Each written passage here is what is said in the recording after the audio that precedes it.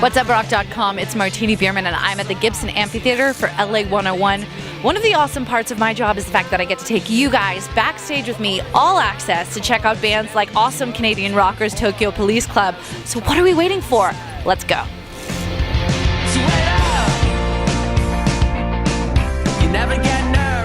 So I'm hanging out with Graham from Tokyo Police Club. Now, as a crossover band from Canada, what would you say is the hardest thing that you guys have faced? Crossing the border.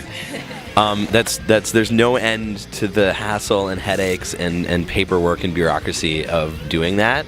You need to have work permits, you need to have documents. There's something called a carnet, which I don't want to get too far into it, but suffice it to say it's what truckers have to take their goods back and forth. It's to prove that you own the stuff and you're not just importing, exporting stuff. It's NAFTA. And once you get into the States, it's pretty cool. You just drive around and it's a good time.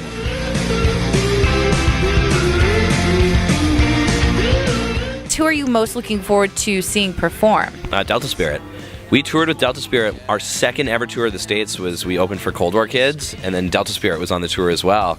Our paths haven't really crossed since then, and that was 2007, so it's been a while. So we just ran into them again. It's really cool. You know, you have these reunions. It's a really interesting kind of relationship you build with other bands, and you don't expect to see them again, but then when you do, it's really exciting. And I haven't seen them play in ages, and they were always great live, so it's going to be good. You have just kind of released 10 by 10 by 10, so that's 10 covers, 10. You're going to have to break it down. I kept trying to say it over and over, and I was like... Well, see if I remember. There was this really intense... It was 10 covers in 10 days from the past 10 years. After it was over, I didn't think about it ever. I mean, I haven't listened to the songs. Not for any reason. It just felt like this perfect sort of whirlwind that went really well, and just this really positive energy and everything that happened at the same time. And then when it was over, I just felt I felt really content to close the book. So I've kind of started to forget about it already. It surprises me still when people say, "Oh, you just released that," and I say, "Oh, I guess we did." How did you pick the songs that you guys were going to do? I think we had an intern compile a list of he took the Billboard list and the Pitchfork list from every year of like the top singles of the year. And then we just sort of narrowed them down by songs that we liked, but also songs that people would know and songs that weren't just utterly predictable for us to cover, even though we did do a Stroke song and a Phoenix song. But we didn't do an Interpol song or a Block Party song, so we showed some restraint.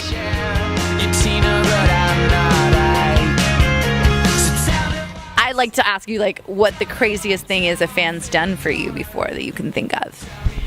We've had a lot of baked goods, and I guess at some point word got out that we liked baked goods. And I suspect that maybe we put out a request in a few interviews. Maybe we went a little mad with power when we had the public platform in the beginning. Every once in a while, someone will show up to a show with some cupcakes or some cookies, and they're just, these are for you. And then we just eat them, and it's just terrific. It's just wonderful. You don't have a problem just eating a random cupcake from someone? Hell no. What kind of life is that? What am I going to do? I mean, listen, it's not some 47-year-old guy that gets out of a white van in a trench coat breathing heavily. It's 16-year-old girls that they have homemade Tokyo Police Club t-shirts. They really filled them with razor blades, then screw it. I don't want to be part of this world if that's what's happening. I'll just eat it. What's your favorite color? Tell me your favorite color. Tell me how's.